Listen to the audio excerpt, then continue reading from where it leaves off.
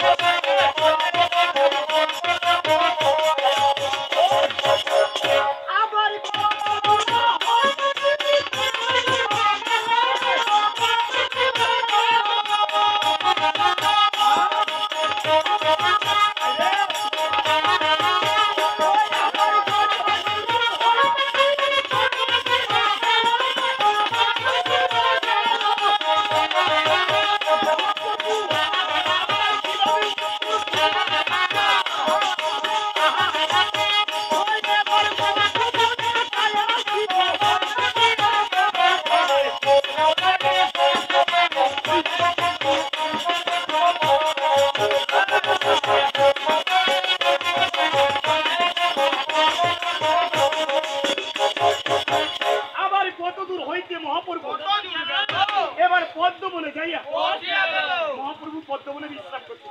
এদিকে গঙ্গা দুর্গা আবার ভাবছে তবে দুর্গা বলে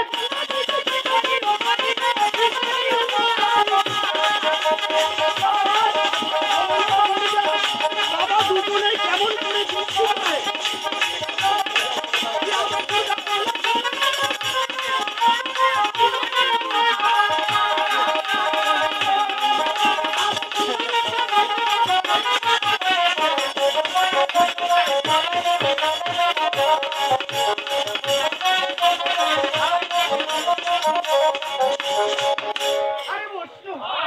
আবার গঙ্গা দুর্গা কিভাবে যুক্তি করছে? দুর্গা বলে গঙ্গা দিদি কি করে,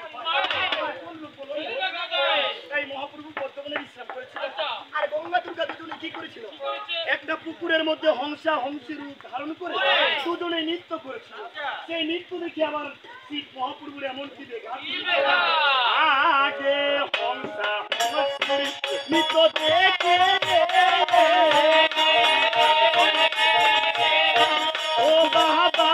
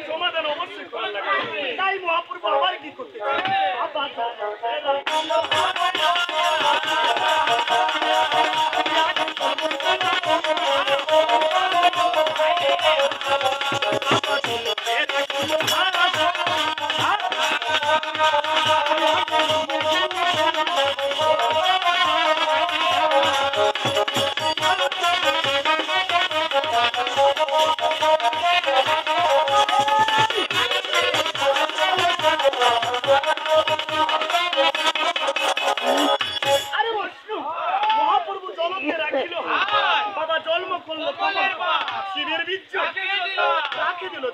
আর এদিকে মানুষ ইশারায় কি বলে বাবা চলতে মারিল ধাপা।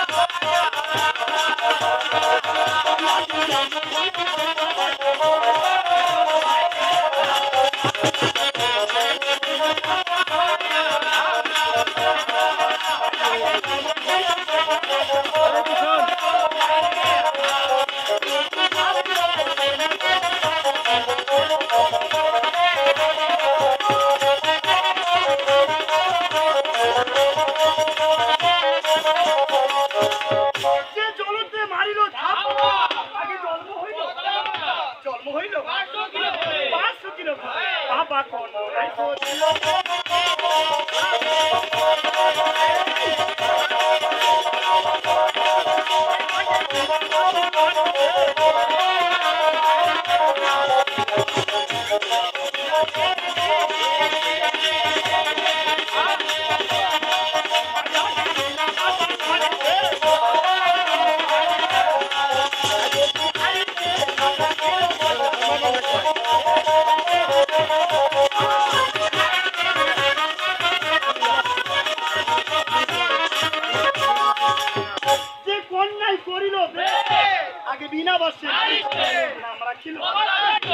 তাই পদ্মার জন্ম কিন্তু হয়ে গেল জন্ম আমরা দিয়ে দিয়েছি।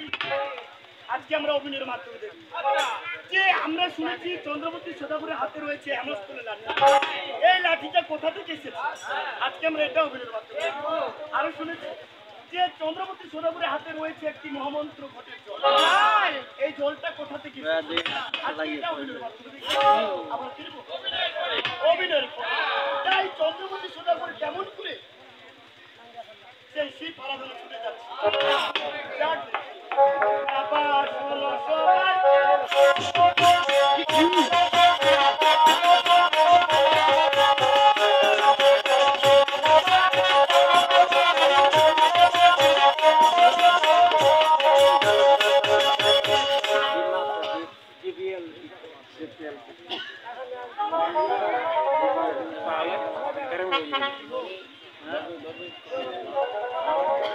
কাটা দিয়ে